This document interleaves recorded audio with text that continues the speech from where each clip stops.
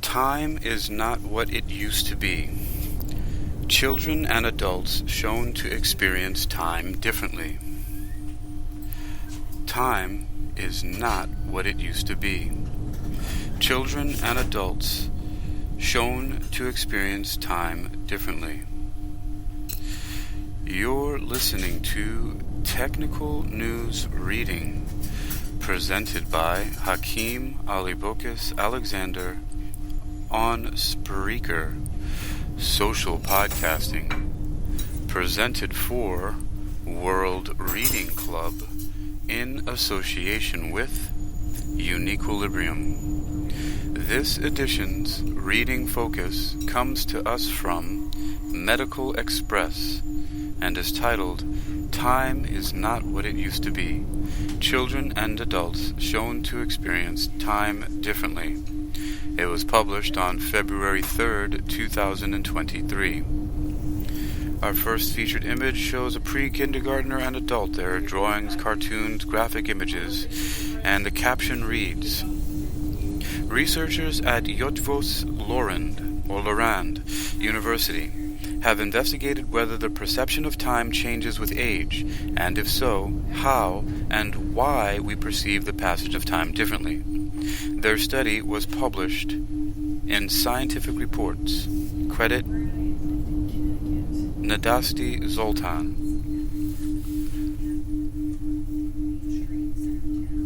Researchers at Eötvös Loránd University have investigated whether the perception of time changes with age, and if so, how and why we perceive the passage of time differently. Their study was published in Scientific Reports. Time can play tricks on us. Many of us experienced the illusion that those long summers during childhood felt so much longer than the same 3 months feel like now as an adult. While we can argue why one summer may appear longer than the other and how the perception of time can compress and dilate durations depending on various factors, we can easily set up an experiment to gain more insights. The researchers did just that. They asked how eventfulness affects our duration estimates when probing at different milestones during our cognitive development. They set aside 3 age groups, 4 to 5, 9 to 10, and 18 years and older, and made them watch 2 videos, 1 minute each. The 2 videos were extracted from a popular animated series, balanced in visual and acoustic features, except for one feature, eventfulness. One video consisted of a rapid succession of events, a policeman rescuing animals and arresting a thief, and the other was a monotonous and repetitive sequence, 6 shady prisoners escaping on a rowing boat. The researchers played the 2 clips in a balanced order of 50%, watching the eventful first. After watching both videos, they asked only 2 questions. Which one was longer? And, can you show the durations with your arms? Easy to understand questions, even for a 4-year-old. The results showed a strong bias in each age group, but for pre-kindergartners, surprisingly, in the opposite direction. While more than 2/3 of pre-kindergartners perceived the eventful video as longer, 3/4 of the adult group felt the same about the uneventful video. The middle group expressed a similar but more moderate bias than the adult. By the inclusion of the middle group, 9 to 10-year-olds, the inflection point could be estimated around the age of 7. Regarding the arm spread orientation and distance, there was an increasing trend of using horizontal arm spreading with age, while pre-kindergarten age kids used 50% vertical and horizontal gestures. By school age, that ratio changed to 80 to 90% in favor of horizontal arm expressions. The result is unexpected because none of the biological models of time perception could have predicted it. How can we interpret this result? Biological models of time perception fall under 2 categories: pacemaker-like neurons in the brain and neurons that display a declining firing rate with time. Still, who would interpret those signals in the brain remains elusive. Both model classes assume a continuous age-dependent improvement with age. However, this is not what the researchers found. Instead, what they found was a switch of perceived duration ratios between the youngest and the two older groups, with a turning point at 7. How can we explain such a bias reversal? The authors called upon the concept of heuristics, introduced in cognitive science by Amos Tversky and Daniel Kahneman. They define heuristics as mental shortcuts or proxies that enable one to make quick decisions. To understand why we need heuristics for comparing durations, let us look at what else we can rely on. Since the brain has neither a reliable central clock nor a direct sensory mapping of durations, unlike distances or pitch, we must use a proxy. A proxy to duration is something concrete yet related to the time content, like, which one can I talk more about?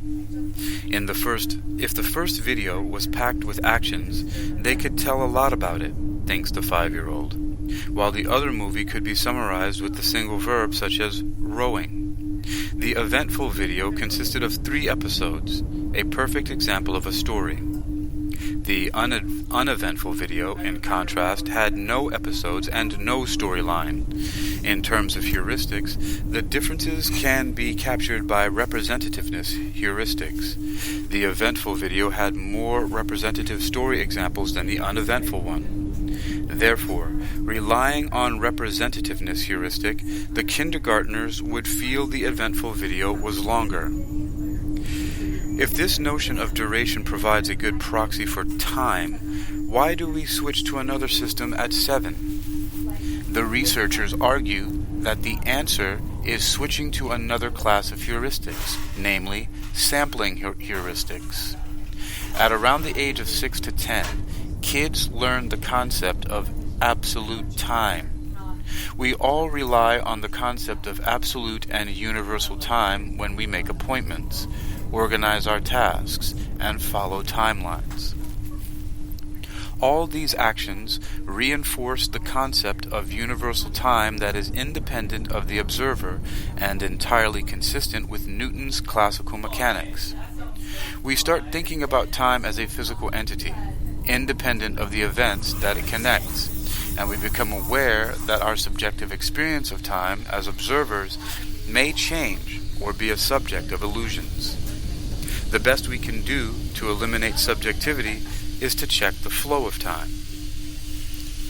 We can check the flow of time by frequently sampling it, looking at the clocks, or just staring out the window and watching the traffic flow. The more often we check, the more reliable the estimate we get. However, our brain is not always available for tracking time. When our attention is occupied with another task, then this sampling of absolute time may skip cycles. In contrast, when waiting for somebody who is late for an appointment, time slows down as the brain counts the seconds while impatience and irritation increase. In light of these heuristics, representativeness, and sampling, let us see how we sample the absolute time when we are asked to guess the duration of an exciting and captivating video versus a boring one. When watching a captivating movie, the mind is completely immersed in the story because the sequence of actions unfolds so fast that one does not have time to think about anything else, such as life, work, or a to-do list. Instead, the mind is hijacked by the alternative reality of the movie plot.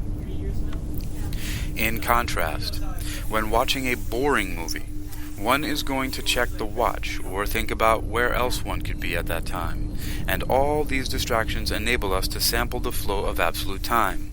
Hence, the 2 types of heuristics explain the bizarre switch at about age 7 and the persistent bias that the boring meetings appear longer than they are, which stays with us for the rest of our life. While the enigma of time has been and will continue to intrigue the human mind, it is essential to realize that these fundamental concepts, like time and space, are more complex than we can pin down by certain types of neurons in the brain. To wrangle such abstract concepts, one needs to connect all biological and cognitive pieces. Will we ever complete that jigsaw puzzle? Only time will tell.